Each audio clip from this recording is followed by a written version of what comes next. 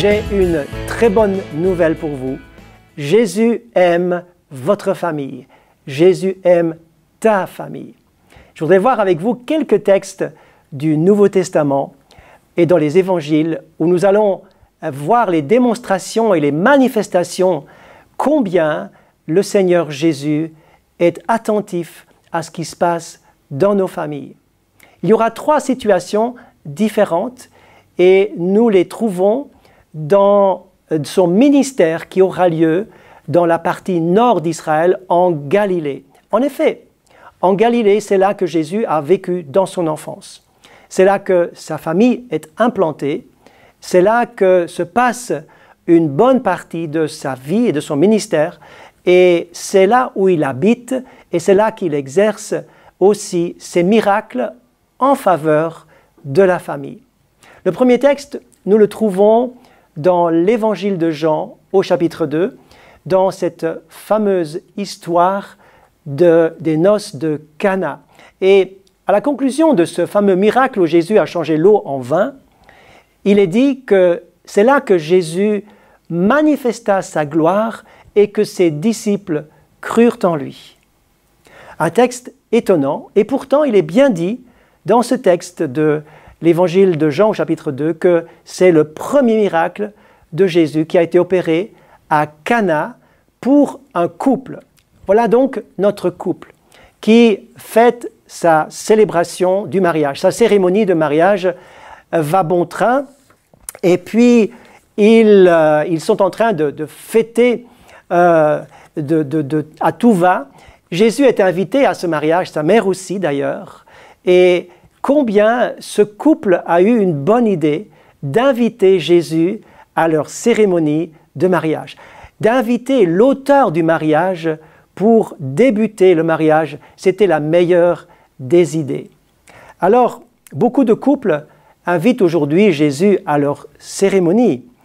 Ils ont besoin de ce rite, ils ont besoin de cette bénédiction, ils veulent partir du bon pied, ils ont besoin de Dieu pour l'aventure de la foi, l'aventure du mariage, qui est bien sûr une belle aventure.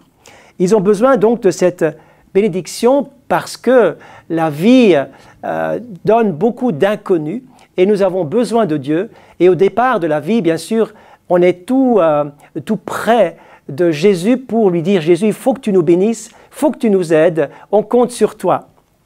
Mais dans la suite, eh bien, on a l'impression chez beaucoup que Jésus n'est plus vraiment celui qui a la première place dans ce mariage, la place centrale, et d'invité d'honneur, il part, il disparaît un peu comme celui qui est presque invisible, qui est l'hôte passager et presque l'hôte inconnu dans la vie du couple. Mais bien sûr, on ne l'a pas totalement oublié, on prie encore à table et certainement que certaines situations sont apportées encore dans la prière, mais très occasionnellement. Mais beaucoup de décisions dans le couple, dans la suite du temps, sont simplement prises sans consulter Jésus.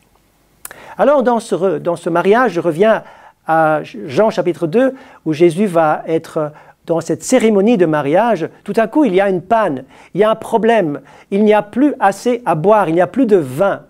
Et le Seigneur Jésus, jusque-là, ne bouge pas.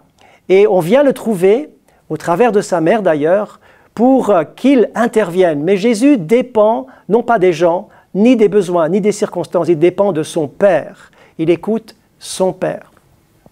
Le moment venu, Jésus va simplement demander la participation des serviteurs qui sont sur place. Ils doivent remplir les cruches d'eau et ensuite l'apporter à celui qui préside la soirée. Et l'eau a été changée en vin. De la même manière, le Seigneur désire simplement que nous puissions lui obéir. Car une parole que j'ai omis de dire, c'est que sa mère, Marie, va dire aux gens « Faites tout ce qu'il vous dira ». J'aimerais que vous puissiez retenir cette parole. Faites tout ce qu'il vous dira. Si dans votre couple, où aura lieu ce premier miracle, si dans votre couple vous faites ce qu'il vous demande, vous aurez un couple qui réussit sa vie, qui va poursuivre son chemin dans la bénédiction, qui va non seulement avoir la bénédiction du départ, mais qui va avoir la bénédiction qui va suivre chaque étape de votre vie de couple et de marié. Faites ce qu'il vous dira.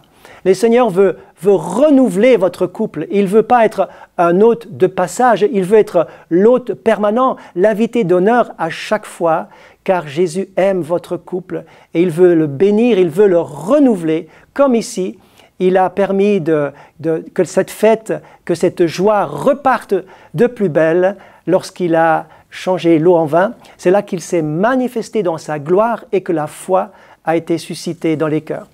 La deuxième histoire est également très intéressante parce qu'il nous est dit dans Jean chapitre 4, donc quelques pages plus loin, dans Jean chapitre 4, qu'il y a un problème bien plus grave qui est apparu, encore une fois, à Cana, et la Bible précise dans le texte de Jean chapitre 4, versets 46 à 54, que c'est le deuxième miracle qui aura lieu pour un couple avec un enfant. L'enfant est malade et on vient chercher Jésus pour que Jésus puisse intervenir dans cette situation dramatique où l'enfant est près de mourir.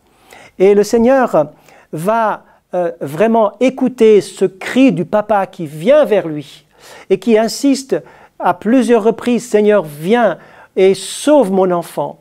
L'insistance de la prière trouve toujours une oreille attentive auprès du Seigneur. Mais ici, le texte est différent de ce que Jésus a fait et opéré pour le couple de Cana de tout à l'heure. C'est que Jésus demande explicitement la foi à cet homme. Et il nous est dit que cet homme crut à la parole de Jésus qui va lui dire « Va, ton fils vit ». Cet homme croit dans cette parole, il se charge de cette parole et il s'en va sans avoir la certitude de l'exaucement. Il doit croire. La foi est demandée. Il part dans la foi. De la même manière, je vous encourage. Alors que vous priez pour les vôtres, vous priez pour votre famille, priez pour vos enfants, chargez-vous de la parole que Jésus vous donne, partez avec, ne la lâchez pas, gardez-la sur votre cœur, dans votre esprit, proclamez-la et partez avec et vous verrez également l'exaucement qui viendra en son temps.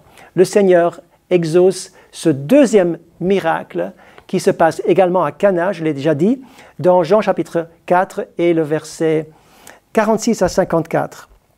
Il s'en va donc pour voir ce que Jésus va faire et il croit ce que Dieu dit. La foi, c'est croire ce que Dieu dit. C'est croire ce que Jésus affirme.